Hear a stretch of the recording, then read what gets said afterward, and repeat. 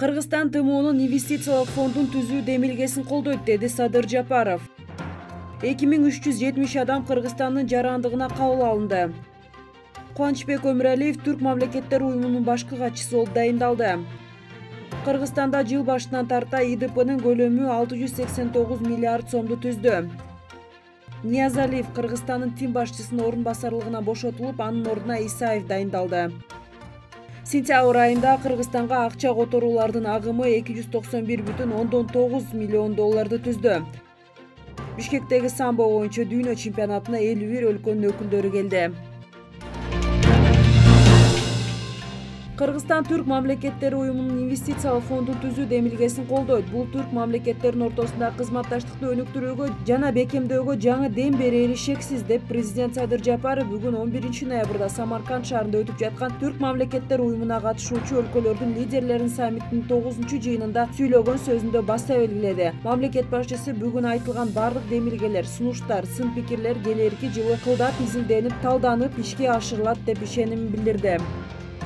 Президент Садыр Жапаров Кыргызстандын жарандыгына кабыл алуу жана жарандыгынан чыгуу жөнүндө жарлыктарга кол койду. Анын ичинен 2370 адамды Кыргызстандын жарандыгына кабыл алуу жөнүндө 5 жарлык бар. Алардын көбүн тарыхый мекенине кайтып келген этникалык кыргыздар түзөт. Ошондой эле жарандыктан чыгуу жөнүндө президенттин бир жарлыгы 360 адамга, жалпы 2730 адамга өтүнүч келтирилген.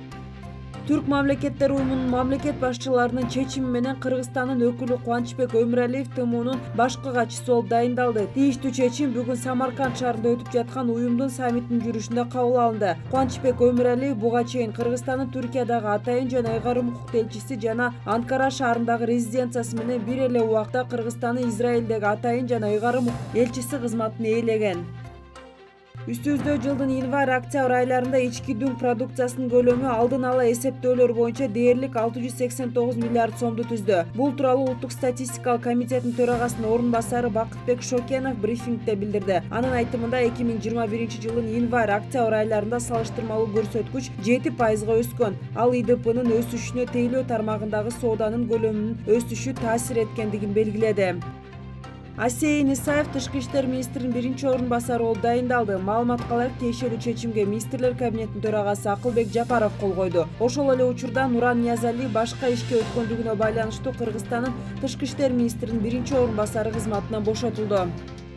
Сентябрь айында Кыргызстанга акча которуу системалары аркылуу 291,9 миллион АКШ доллары түшкөн. 9 айдын жыйынтыгы боюнча такталган статистика Улуттук банктын сайтында жайгаштырылган. Экинчи тарыхый максимум болуп калган август айынын фонунда күздүн биринчи айында келип түшүүлөрдүн көлөмү 3%га же 9,7 миллион долларга кыскарган. Бирок ошентсе да бул үчүнчү рекорддук тарыхый көрсөткүч болуп калды. Биринчиси июнь айында 317,2 миллион доллар өлчөмүндө келип түшкөн. 9 айда эле жеке адамдар Кыргызстанга 2 миллиард 211,5 миллион доллар которгон. Өткөн жылы ушул эле мезгилдеги көрсөткүч 2 миллиард 516,6 миллион түзгөн. Бул чет өлкөдөн акча которуулардын көлөмүнүн 12%га азайгандыгын айгинелейт. Бишкектеги самбо боюнча дүйнө чемпионатына 51 өлкөнүн өкүлдөрү келди. Бул тууралуу Бишкектеги маалымат жыйынында Эл аралык самбо федерациясынын президенти Василий Шестаков билдирди. Анын айтымында алдыдагы мелдеште 500дөй спортчу күчүн сынайт. Эскерте кетсек, Бишкектин Газпром ден соолукту чыңдоо борборунда 11-13 ноябрь күндөрү алгачкы жолу самбо боюнча дүйнө чемпионаты өтүүдө. Кыргызстандын атынан дүйнө чемпионатына 21 спортчу катышат.